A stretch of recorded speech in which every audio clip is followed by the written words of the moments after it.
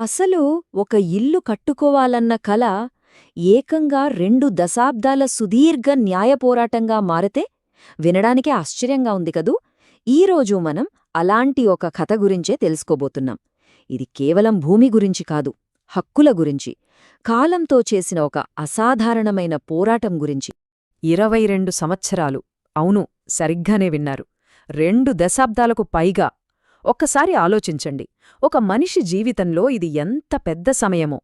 ప్రభుత్వం తీసుకున్న తమ సొంత భూమికి సరైన ధర పొందడానికి కొందరు సామాన్య పౌరులు ఇన్నేళ్లు ఎదురుచూడాల్సొచ్చింది. అసలు ఇంత దారుణం ఎలా జరిగింది? ఇంత అన్యాయం జరిగిన తర్వాత మరి న్యాయం గెలవడానికి వాళ్ళు చివరికి ఏం చేశారు? పదండి, ఈ కథ లోతుల్లోకి వెళ్ళి ఈ ప్రశ్నలకు సమాధానాలు వెతుకుదాం. సరే, ఈ కథ మొదలైంది 1990లో. ఇక్కడ బాధితులో ఎవరో పెద్ద పెద్ద వ్యాపారవేత్తలు కాదు, మనలాంటి సామాన్య పౌరులే. వాళ్ళకేం పెద్ద ఆశల్లేవు, సొంతంగా ఓ ఇల్లు కట్టుకోవాలి అంతే.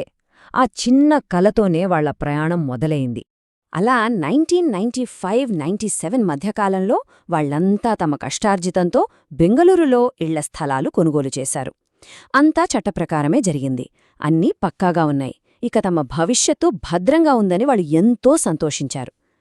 కాని పాపం వాళ్లకు తెలీదు, వాళ్ల జీవితాలు తలక్రిందులు కాబోతున్నాయని. అయితే సరిగ్గా అప్పుడే ఒక భారీ ప్రభుత్వ ప్రాజెక్ట్ వాళ్ల జీవితాల్లోకి ప్రవేశించింది. అంతే, ఆ భూ యజమానుల జీవితాలు పూర్తిగా మారిపోయాయి. ఆ ప్రాజెక్ట్ పేరు Bengaluru Mysore infrastructure corridor project, షార్ట్గా చెప్పాలంటే BMICP. ఇక అప్పట్నుంచి కథ వేగంగా కదిలింది. చూడండి, 1997లో ఏకంగా 20,000 ఎకరాల భూమిని సేకరించడానికి ప్రభుత్వం ఒక ఒప్పందం చేసుకుంది. 2003 వచ్చేసరికి ఈ సామాన్య పౌరుల ప్లాట్లను స్వాధీనం చేసుకోవడానికి నోటీసులు జారీ అయ్యాయి. ఆ తర్వాత 2 ఏళ్లకే, అంటే 2005 నాటికి ప్రభుత్వం ఆ భూమిని పూర్తిగా తన ఆధీనంలోకి తీసుకుంది. భూమి అయితే చేజారిపోయింది, కానీ కథ ఇక్కడితో అయిపోలేదు. నిజానికి చెప్పాలంటే అసలు సిసలైన పోరాటం ఇక్కడే మొదలైంది. ఇది ఒకరోజు 2 రోజులు కాదు, ఏకంగా 22 ఏళ్లపాటు సాగిన ఒక అంతులేని నిరీక్షణకు నాంది పలికింది. ఒక్కసారి ఆలోచించండి, 2005లో మన ఆస్తిని ప్రభుత్వం తీసుకుంది అనుకుందాం. కాని దానికి డబ్బులు మాత్రం దశాబ్దాల తర్వాత, అది 2005 నాటి పాత ధరలకే ఇస్తామంటే ఎలా ఉంటుంది? వినడానికే చాలా అన్యాయంగా ఉంది కదూ. సరిగ్గా ఇదే వాళ్లకు ఎదురైన అతిపెద్ద సమస్య. ఇక వాళ్ల న్యాయ పోరాటం చూడాలి. అదొక చిట్టడవిలా సాగింది, బయటపడే దారే కనిపించలేదు. చూడండి, 2009-10లో వాళ్లు వేసిన మొదటి పిటీషన్లను కోర్టులు కొట్టేశాయి.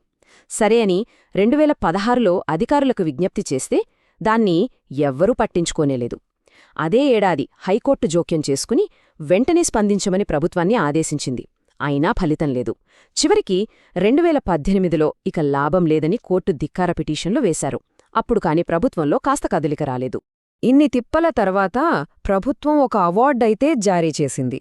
కాని అప్పుడు అసలు ట్విస్ట్ మొదలైంది. మొత్తం న్యాయ పోరాటం ఇప్పుడు ఒకే ఒక విషయం చుట్టూ తిరగటం మొదలుపెట్టింది. అదేంటంటే ఒక తేదీ. అసలు వివాదానికి మూలమిదే. ఏ తేదీ నాటి మార్కెట్ విలువను లెక్కలోకి తీసుకోవాలి? భూ యజమానుల వాదన చాలా సింపుల్.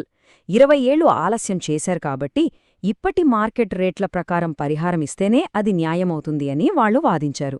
కాని ప్రభుత్వం ఏం చెప్పిందంటే, సరే 2003 నాటి పాత రేట్లు కాదులే, కాస్త బెటర్గా 2011 రేట్లు ఇస్తామనంది. కాని ఒక్క నిమిషం, 2011 రేట్లు అంటే అప్పటికే అవి 10 ఏళ్ల పాతవి. ఇదేం న్యాయం? సరే, 2019లో ప్రభుత్వం ఫైనల్గా 2011 విలువలతో నష్టపరిహారం ప్రకటించింది.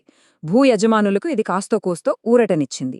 కానీ ఈ ప్రాజెక్ట్ వల్ల లాభపడుతున్న కార్పొరేట్ కంపెనీకి ఇది నచ్చలేదు. వాళ్లు దీన్ని సవాల్ చేశారు. ఖర్చు తగ్గించుకోవడమే వాళ్ల లక్ష్యం. అందుకే పాత 2003 నాటి విలువలకే కట్టుబడి ఉండాలని గట్టిగా పట్టుపట్టారు. ఇది వినగానే భూ యజమానుల మీద పిడుగుపడినట్టయింది. గెలుపు అంచున నిలబడిన వాళ్లు ఒక్కసారిగా మళ్లీ మొదటికి వచ్చేశారు. తమ పోరాటాన్ని మళ్లీ మొదలుపెట్టాల్సిన పరిస్థితి. అయ్యో, ఇన్నేళ్ల నిరీక్షణ, వాళ్ల పోరాటం మొత్తం బూడిదలో పోసిన పన్నీరైపోయింది. కాని కథ ఇక్కడితో అయిపోలేదు. ఎందుకంటే వాళ్లు ఓడిపోవడానికి సిద్ధంగా లేరు. వాళ్ల పోరాటం చివరి అంకానికి చేరుకుంది. ఇప్పుడు రంగంలోకి దిగింది దేశ అత్యున్నత న్యాయస్థానం సుప్రీంకోర్టు. ఇక సుప్రీంకోర్టు తీర్పు చాలా స్పష్టంగా సూటిగా ఉంది. కోర్టేమందంటే, కేవలం రాష్ట్ర కేఏఐడిబి అధికారుల అలసత్వ వైఖరి వల్లే అప్పీలుదారులు నష్టపరిహారం కోల్పోయారు అని చెప్పింది. అంటే ఈ ఆలస్యానికి బాధ్యులెవరో కోర్టు ముఖం మీదే చెప్పేసింది. ఇది ఆ భూయజమానుల ఇన్నేళ్ల పోరాటానికి దక్కిన ఒక పెద్ద నైతిక విజయం. అంతేకాదు, కోర్టు అంతటితో ఆగలేదు. ఇంకా కఠినమైన మాటలతో ఇలా అంది: ఒకవేళ 2003 నాటి మార్కెట్ విలువ ప్రకారం నష్టపరిహారం చెల్లించడానికి అనుమతిస్తే అది న్యాయాన్ని అపహాస్యం చేయడమే అవుతుంది. ఆలోచించండి, న్యాయాన్ని అపహాస్యం చేయడం. ఈ మాటల్లో ఎంత తీవ్రత ఉందో, పరిస్థితి ఎంత దారుణంగా ఉందో ఈ ఒక్క వాక్యం తెలియజేస్తోంది. సరే, మరి ఫైనల్గా పరిష్కారమేంటి? సుప్రీంకోర్టు తన అసాధారణ అధికారాలను ఉపయోగించి ఒక కొత్త తేదీని ఫిక్స్ చేసింది: ఏప్రిల్ 22, 2019. ఈ ఒక్క నిర్ణయంతో ఆ భూయజమానులకు లేటెస్ట్ మార్కెట్ విలువ ప్రకారం నష్టపరిహారం అందేలా కోర్టు నిర్ధారించింది.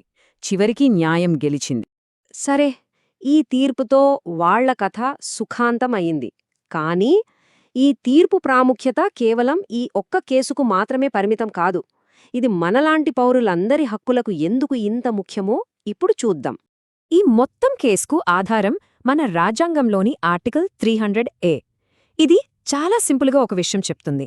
అదేంటంటే, ప్రభుత్వం చట్టప్రకారం మాత్రమే ఒక వ్యక్తి ఆస్తిని తీసుకోగలదు, అంతేగాని తన ఇష్టానుసారంగా కాదు. ఇక్కడ చట్టప్రకారం అనే పదంలో న్యాయమైన నష్టపరిహారం ఇవ్వడం కూడా ఒక భాగం. అంతేకాదు, సుప్రీంకోర్టు ఈ తీర్పులో ఒక చాలా ముఖ్యమైన మాట చెప్పింది.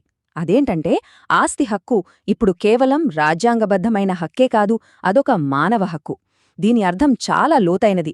ఆస్తి హక్కు అనేది కేవలం కాగితం మీద ఉన్న ఒక చట్టం కాదు, అదొక మనిషి గౌరవంగా బ్రతకడానికి అవసరమైన ప్రాథమిక హక్కు అని కోర్టు గట్టిగా చెప్పింది. కాబట్టి ఈ చారిత్రాత్మక తీర్పు మనందరికీ కొన్ని కీలకమైన విషయాలు నేర్పుతుంది. మొదటిది, ప్రభుత్వం మన ఆస్తి తీసుకుంటే నష్టపరిహారాన్ని వెంటనే చెల్లించాలి, అంతేగాని ఏళ్ల తరబడి నాంచకూడదు. రెండోది, అలా విపరీతంగా ఆలస్యం చేయడమంటే న్యాయాన్ని అవమానించడమే. మూడోది, అధికారులు తమ పనిని సరిగ్గా చెయ్యనప్పుడు పౌరుల హక్కులను కాపాడటానికి న్యాయస్థానాలు ఖచ్చితంగా ముందుకొస్తాయి. చివరిగా, మన ఆస్తి హక్కు అనేది ప్రభుత్వ అధికారానికి ఒక ముఖ్యమైన అడ్డుకట్టలాంటిది.